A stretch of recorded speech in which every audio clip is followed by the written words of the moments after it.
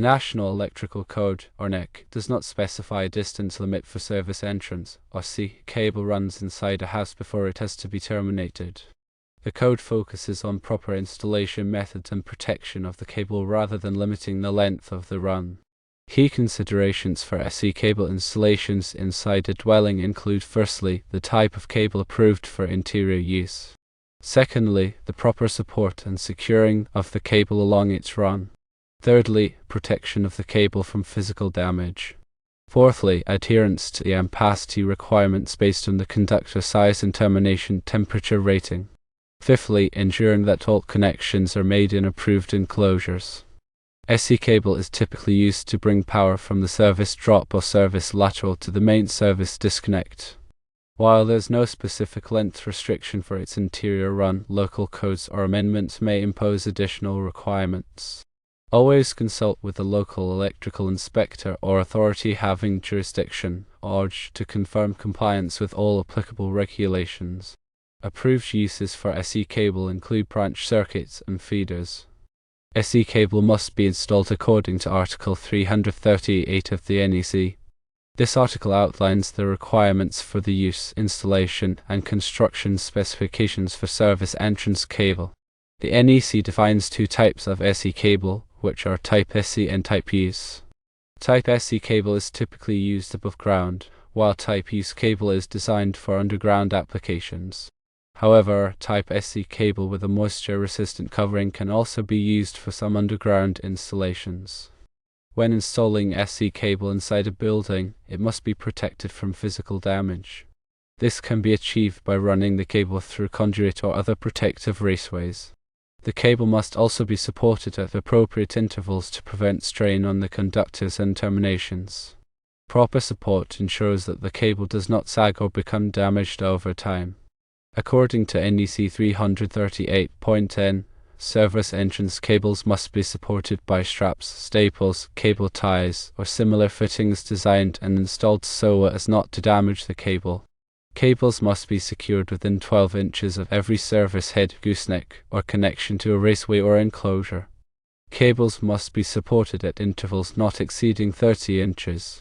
For Type SE cable used in interior wiring, NEC 338.10 subsection B provides additional guidelines. Type SE cable is permitted for interior wiring if all the circuit conductors of the cable are insulated. The neutral conductor can be bare under specific conditions outlined in NEC 338.10 subsection B.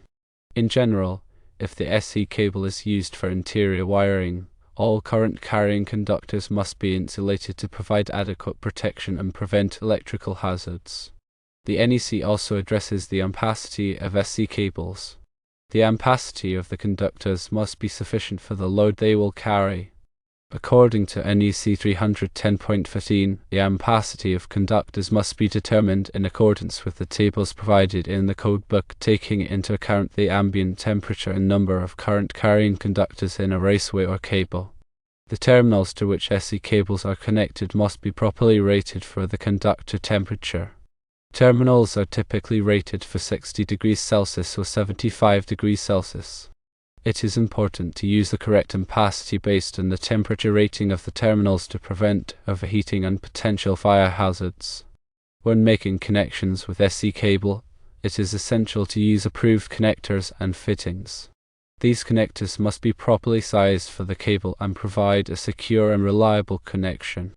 Avoid over-tightening the connectors, as this can damage the conductors. Also, avoid under-tightening, which can lead to loose connections and arcing. All connections must be made inside approved enclosures, such as junction boxes or panel boards. Enclosures protect the connections from physical damage and prevent accidental contact with live conductors. Enclosures must be properly grounded to provide a path for fault current in the event of a short circuit. Grounding ensures that circuit breakers or fuses will trip quickly, minimizing the risk of electrical shock or fire. When running SE cable through walls or floors, it is important to maintain the fire resistance rating of the building. This can be achieved by using fire-stopping materials to seal any openings around the cable. Fire-stopping materials prevent the spread of fire and smoke through the building. SE cable must be protected from physical damage where it passes through walls or floors. This protection can be provided by installing the cable in conduit or using a metal sleeve. The NEC also requires that SE cable be installed in a neat and workmanlike manner.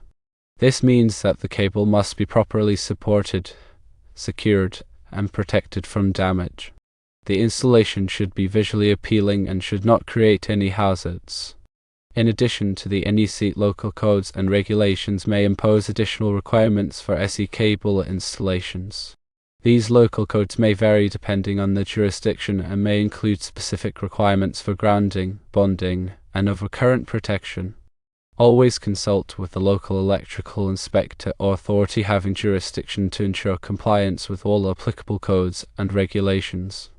It is also important to note that the NEC is updated every 3 years.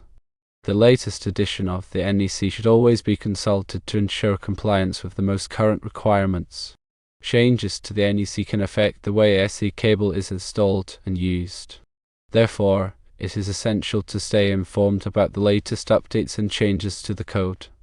When working with electricity, safety should always be the top priority. Always to energize the circuit before working on any electrical equipment. Use appropriate personal protective equipment, such as gloves and safety glasses. Follow all safety precautions and guidelines to prevent electrical shock and other hazards. If you are not comfortable working with electricity, it is best to hire a qualified electrician to perform the work. A qualified electrician has the knowledge, skills, and experience to install SE cable safely and correctly. Improper installation of SE cable can create electrical hazards and pose a risk to life and property.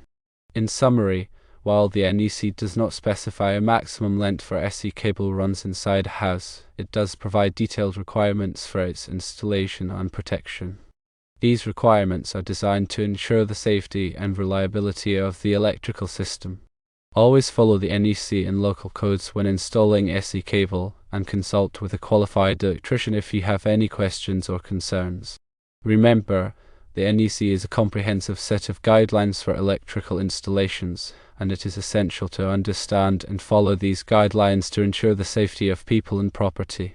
Ignoring the NEC can lead to dangerous situations, including electrical shock, fire, and equipment damage. By adhering to the NEC and following best practices for electrical safety, you can help prevent these hazards and create a safe and reliable electrical system. The information provided here is for general guidance only and should not be considered a substitute for professional electrical advice. Always consult with a qualified electrician or electrical engineer for specific recommendations and guidance related to your particular situation. They can assess your needs and provide tailored solutions that meet your specific requirements and comply with all applicable codes and regulations. Electrical work can be dangerous, and it is important to take all necessary precautions to protect yourself and others. If you are not qualified to perform electrical work, it is best to leave it to the professionals. Hiring a qualified electrician can help ensure that the work is done safely and correctly, and that your electrical system is operating properly. The NEC is a complex document, and it can be difficult to understand all of the requirements. If you have any questions about the NEC, it is best to consult with a qualified electrician or electrical inspector. They can help you interpret the code and ensure that your electrical installations comply with all applicable requirements. Staying informed about the NEC and following best practices for electrical safety is essential for protecting yourself, your family, and your property. By taking the time to learn about electrical safety and following the guidelines provided in the NEC, you can help prevent electrical hazards and create a safe and reliable electrical system. Also ensure all electrical work adheres to local building codes, including proper labeling of circuits and placement of junction boxes. Check with your local township. If it is a new construction, the electrical inspector may want to review all plans ahead of time. When the project is done, the electrical inspector will come to the location and sign off on the work.